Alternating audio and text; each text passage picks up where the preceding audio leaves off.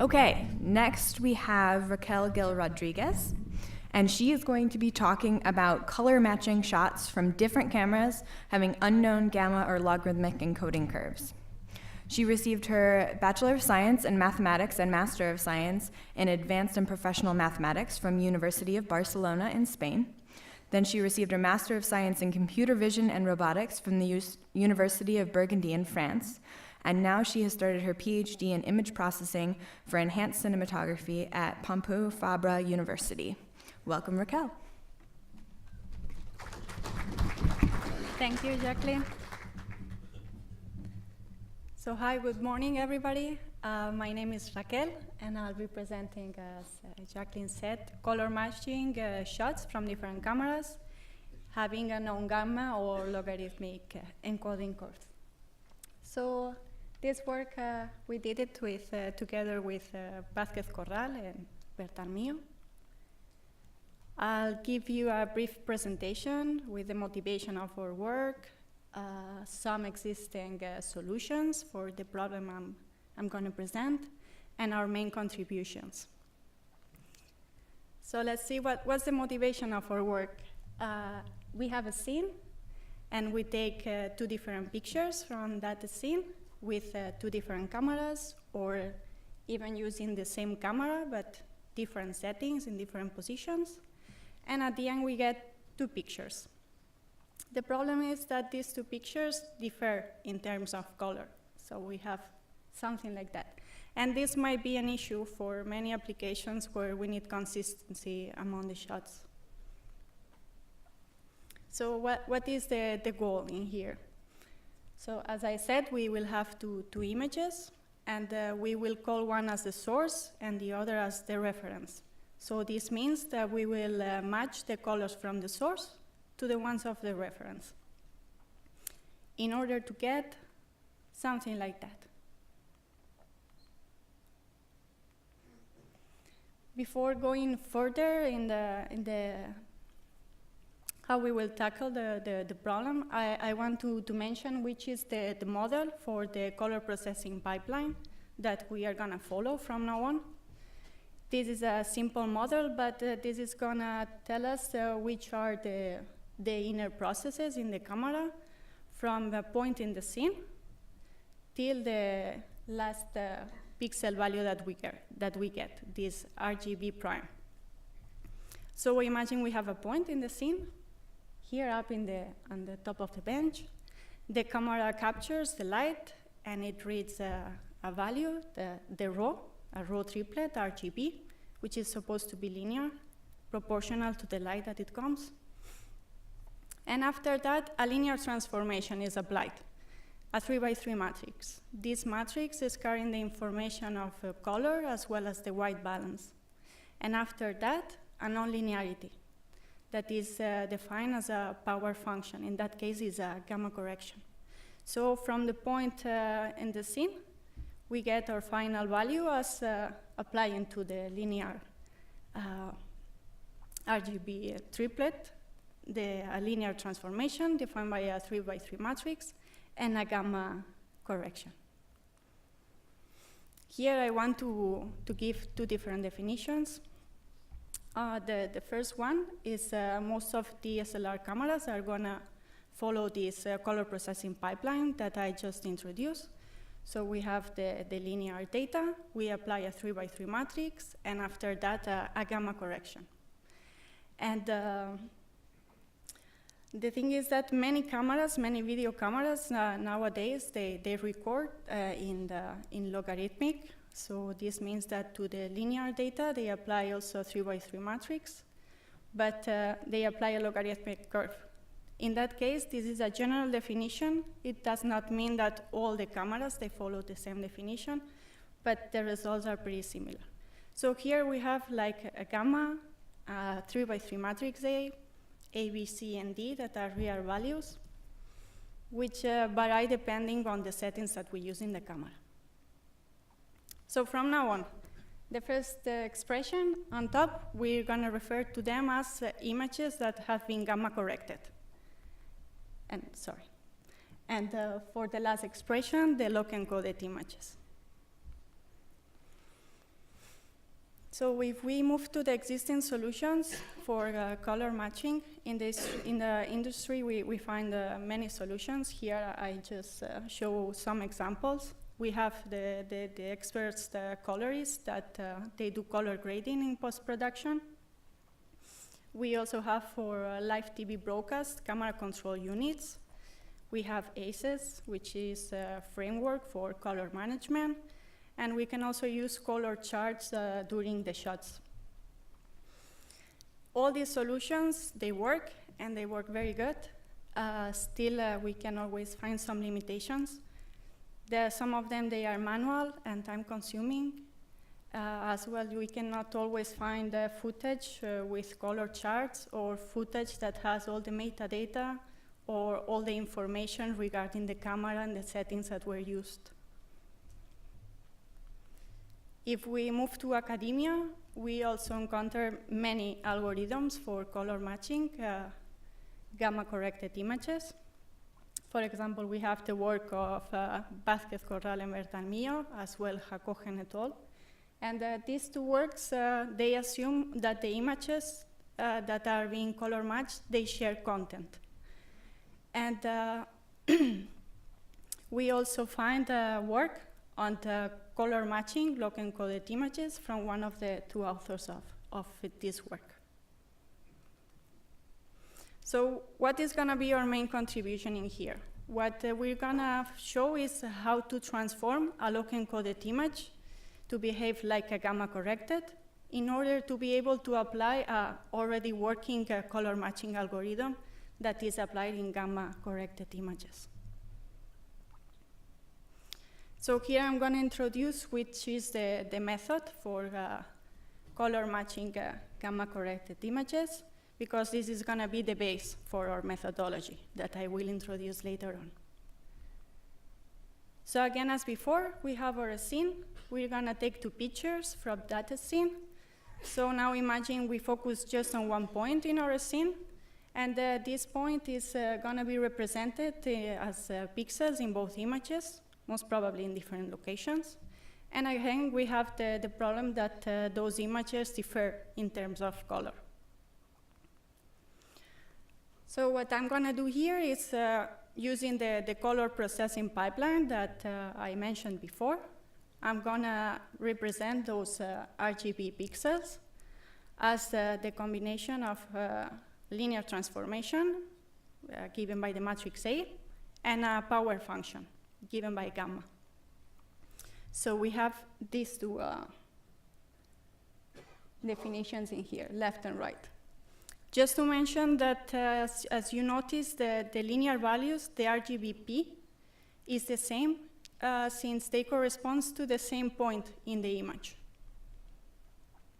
Saying that, if we undo the gamma correction in those expressions, and we equalize these two, we get this equation. So in this equation, we are relating, we are giving a relation between the one pixel in the source image and the corresponding pixel in the reference image as a matrix, 3x3 matrix that we call H, and two gamma values. So in this way, for all the corresponding points that we have in the source and in the reference, those pixels that they correspond to the same point in the scene, we will have a set of equations that we will be able to estimate the unknowns that, as I said, there will be a 3x3 matrix, H, and two gamma values. So here, the key idea or the main thing to keep in mind is that we are going to color match the source to the reference by a matrix multiplication and two gamma corrections.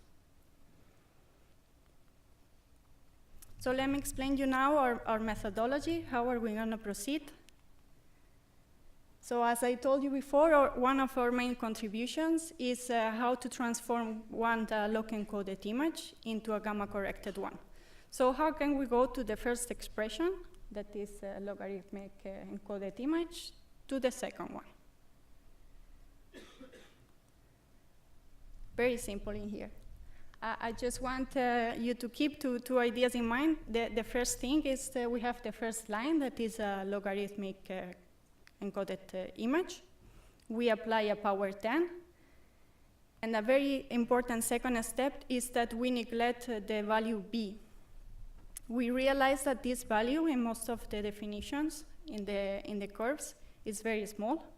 And we also try for different definitions to see the distance between the curve and the curve without the b, or setting b equals to 0. And the distance was pretty small. So we came to the conclusion to neglect value b. And at the end, what we achieve is something that looks and behaves like a gamma-corrected image. So this is the big picture of it. So as I said, we have one reference and one source image. We want to color match. And we are going to apply a power 10 to the source in order to behave as a gamma-corrected image. We're going to estimate the 3x3 matrix and the two gamma values and apply it to that. And then after that, we will undo that power 10 by a logarithmic base 10. Now let me explain you how are we going to estimate this 3x3 matrix and this gamma. So we have the two images, and we're going to find the corresponding points between those two images. In here, we are using a SIFT algorithm, but it would be very easy to integrate and to use any other corresponding algorithm. So we compute the correspondences, then we apply the power 10, and we can estimate finally the unknowns and apply it to the whole image. Because these unknowns are estimated on the corresponding points, but at the end, we apply it to the whole image. So just summarizing again the three steps of our algorithm. First of all, we apply a power 10 to the source in order to behave as a gamma-corrected image. And we apply a modified version of the color matching algorithm that I explained in the background. This modification is done in the optimization, and it makes it faster and more accurate. And finally, just undo the power 10. So let me show you some results. We are going to evaluate our results quantitative and qualitatively. This is the pipeline. So we start with two raw images. We're going to set one as the reference and the other as the source. We will apply to those raw images a 3x3 matrix, A, and a non-linearity that can be a gamma or a logarithmic curve. And we will have the source and the reference images that they can be used for any method in order to color match them. And we will get the final I prime source. So in here, in order to be able to quantify, we're going to compute some color metrics in the sRGB space, and for that we need the ground truth. So in order to construct the ground truth, we take the source, the linear, the raw, and apply exactly the same linear transformation A and the same non-linearity that were applied to the reference one. Now let me explain you which are the methods we are going to compare against, and also the color metrics that we chose.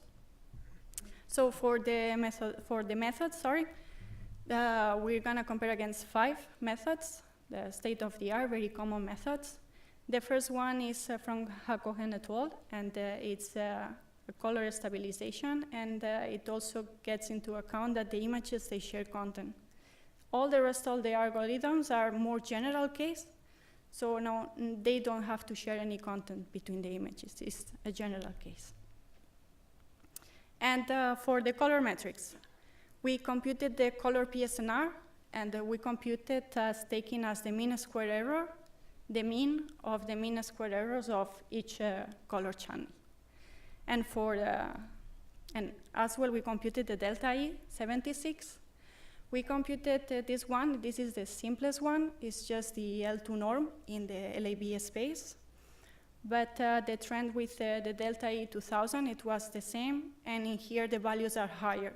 So it could be easier to see the difference between the results. Just to mention that for the color PSNR, we will focus on the larger the better, the results, and the opposite for the delta E, the smaller the better. So we performed 3 different experiments using the 20 image pairs per experiment. In the first experiment, we're gonna assume that the source and the reference, they are both log encoded.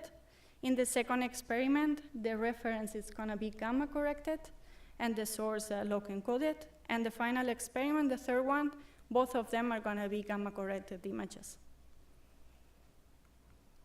So let me show you here the quantitative results in that table of the first experiment, the 2 log encoded images that we want to color match. So if we take a look to the color PSNR, we can see in the mean and in the median that it's almost a difference of 3 dBs. And the delta E, it outperforms all the rest of the algorithms. Just to mention, I'm so sorry that the first column max in the delta E should be a minimum, not a maximum. Sorry about that. So let me show you one scene. So in that scene, I'll show first the ground truth is gonna be always on the left, and here we have the source and the reference. And now we're gonna show always on the left the ground truth, and always on the right our method, and in between, in the middle, sorry, the rest of the method, so we can see the comparison. So in here we have a very homogeneous wall. This is very challenging. For example, in our method, it preserves the appearance, though it doesn't exactly match the colors of the wall. In here, Hakohen et al., it encounters some problems because of, as I said, that very large regions. We have the algorithm from Chiao and Ma. Here it fails in the upper part of the wall. It cannot even compute the panel on top of it. Reinhardt et al., it also encounters problems. It switches the colors on the wall and cannot recover the panel on the top. PTE et al., it preserves pretty much the colors, but it has problems in the bright areas in the down part on the wall, as well on the homogeneous region on the wall in the center. And Cotera also encounters problems in the upper and brighter areas down there. In this second experiment, I would like to mention that in this table, we are just showing the results that were computed from the algorithm Hakohen et al. I mentioned that because this is a very challenging case, because we have that the reference is a gamma-corrected image, and the source is a log-encoded image.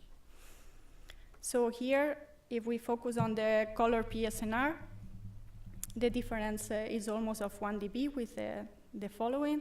And in terms of delta E, we also outperform the rest of the algorithms. So in this image, again, I'll show you on the left the ground truth, the source and the reference.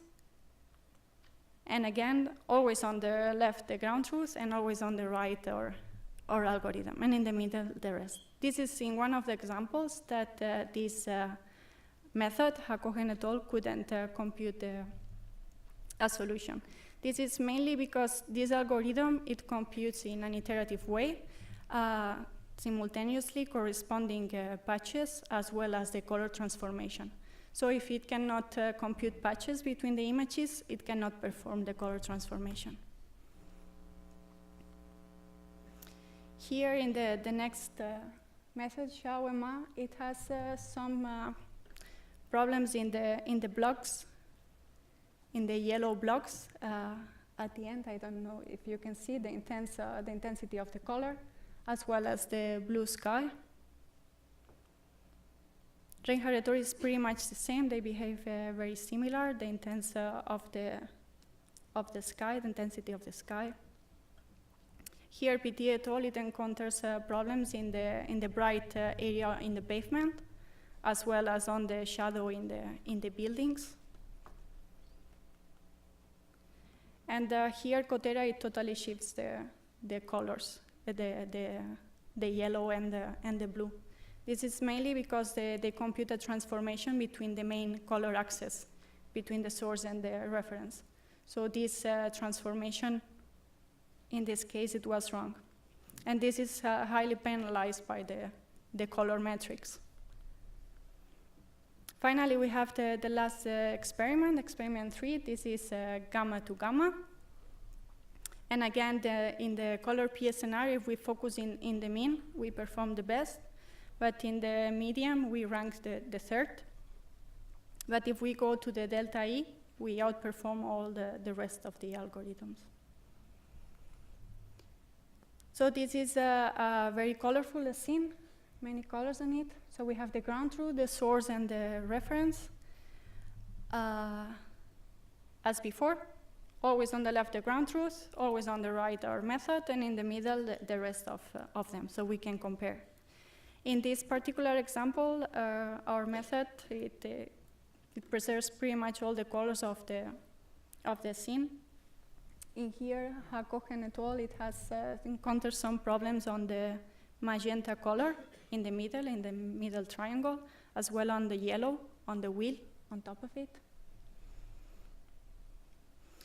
In the shawarma, there are problems with the magenta color as well. I don't know if you can see on the right part of here, these triangles, that they are more greenish than blue. We have exactly the same problem with Reinhardt et al. In the magenta part, in the yellows, and in the blues. PTE performs and it preserves pretty much the appearance of the scene, but it encounters mainly problems in the yellow part, so in that region, in the wheel, and also some of the parts here that are also yellow. And again, Cotera, it shifts the colors in the image. So although the results in appearance, they look good, and in the terms of color metrics, they outperform the rest, we can encounter some problems when we don't have correspondences between the images. In this particular example, on the top row, we have the reference and the source. This corresponds to the second experiment, to the one where the reference is a gamma corrected and the source is a log encoded. So we have these letters that they are very intense magenta, but it cannot find correspondences in here, in this color. So when we compute our algorithm,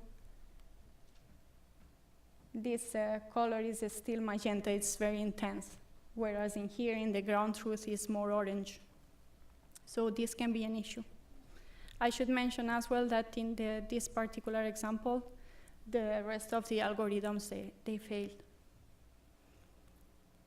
So in concluding, we show how to modify log encoded images in order to behave like gamma corrected ones.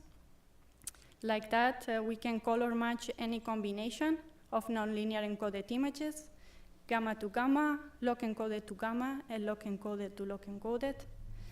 And we show that our method outperforms the state of the art. We would like to mention that results might not be perfect, but they might be a good start for color grading. And as a future work, we would like to be able to extend our work to the more general case where the images, they don't share any content, and as well of validating with manually graded results. Thanks to the public institutions for the financial support, and thank you very much for your attention.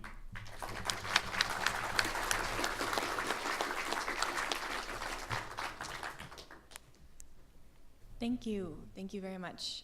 Again, opening up for questions, and I'll start with a couple of mine.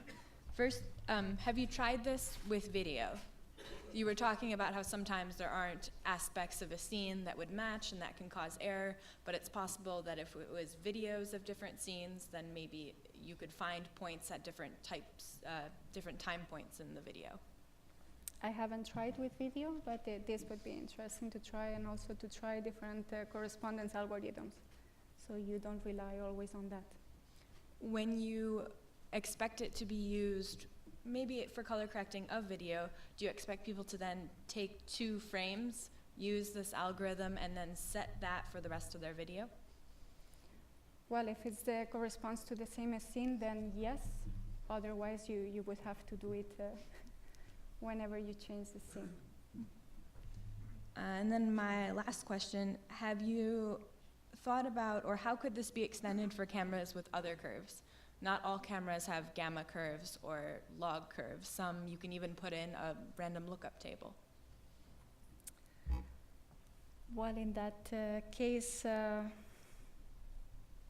if it's a lookup table, this is a very interesting question.